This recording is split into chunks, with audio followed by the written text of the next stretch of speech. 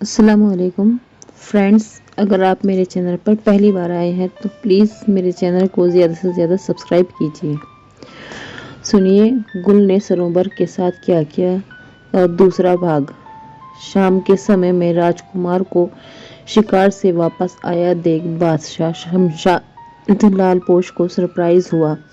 उसे राजपुत्र का उतरा हुआ चेहरा देखकर ऐसा लगता जैसे हड्डियां में जैसे छुरे घुस गए हों। बादशाह ने सोचा ऐसा क्या हो गया जो राजकुमार 4 दिन का कहकर शिकार के लिए खुशी खुशी गए और सिर्फ एक ही दिन में निराश होकर घर लौट आए।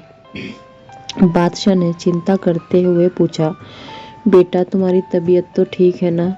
राजकुमार ने कहा, जी अब्बाजान मेरी तबीयत बिल्कुल ठीक है। इतना कहकर वो कमरे में चला गया। राजकन्या मेहरगंज की सोच में वो काफी हद तक डूबा हुआ था। उस रात राजकुमार ने किसी से बात नहीं की और ना ही खाना खाया।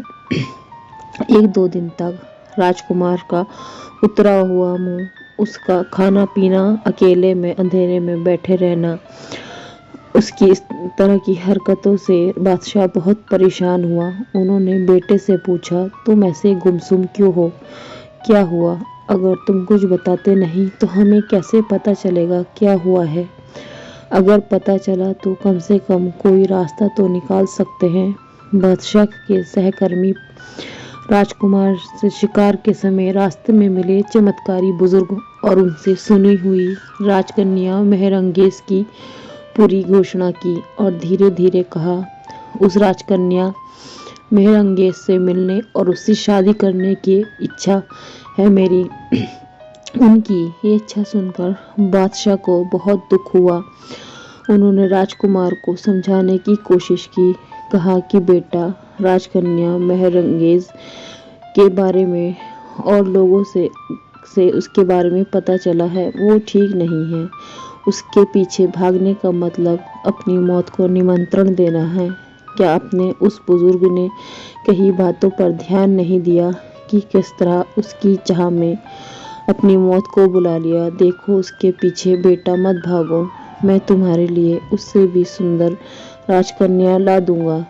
लेकिन बादशाह के लाख समझाने पर भी राजकुमार ने कहा कि समझ में नहीं आया।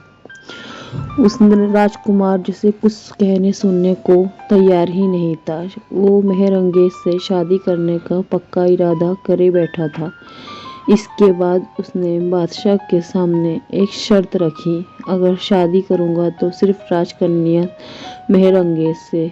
उसने खाना पानी सब छोड़ दिया। इसी के साथ साथ महल के एक कमरे में खुद को अकेला बंद कर लिया और किसी से कोई बात नहीं की।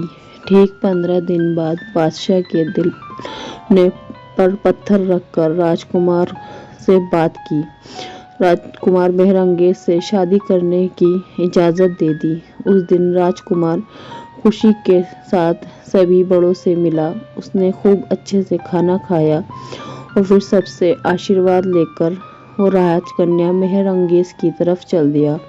उसने साथ में खाना का कुछ सामान भी लिया और घोड़े पर बैठकर राजकन्या मेहरंगेज की तरफ चल दिया। दूसरे राज्य में भी एक बादशाह के 6 पुत्र मेहरंगेज के चमत्कारी सवालों की वजह से मर चुके थे। बादशाह ने एक के बाद एक अपने 6 पुत्रों को मरा हुआ देख पूरे महल और बादशाह के मन में काली छाया आ गई। इतना नहीं, बादशाह तो इतना दुखी हो गए कि उनमें तो एहसास था न चैतन्य चेहरे पर थे। बादशाह का सबसे छोटा 7वां बेटा शहजादा आलम रुख भी बेहद अस्वस्थ हो गया था। मेहरंगेज ने अपने प्राण प्रिय भाइयों को मार दिया। ये सोचकर उसके मन में बदला लेने का जुनून छा गया। मेहरंगेज के बारे में उसके मन में इतनी नफरत भर गई कि वो हर दम उससे बदला लेने के बारे में ही सोचता रहा। आखिर उससे रहा नहीं गया और उसने अपने पिताजी से पूछा, पिताजी एक बात पूछूं? बादशाह ने कहा, पूछो बेटा, क्या पूछना है? बादशाह ने डूबे स्वर में पूछने के लिए कहा, पिताजी उस दुष्ट मेहरंगेज ने मेरे भाइयों को मारा है। जब तक मैं राजकन्या मेहरंगेज से बदला नहीं ले लेता, मुझे शांति नहीं मिलेगी। अपने हाथों के पंजे मसलते हुए वो बोला, उसके इस कार्य की सजा उसको मिलनी ही चाहिए। उसको उसका प्रायश्चित करना ही होगा।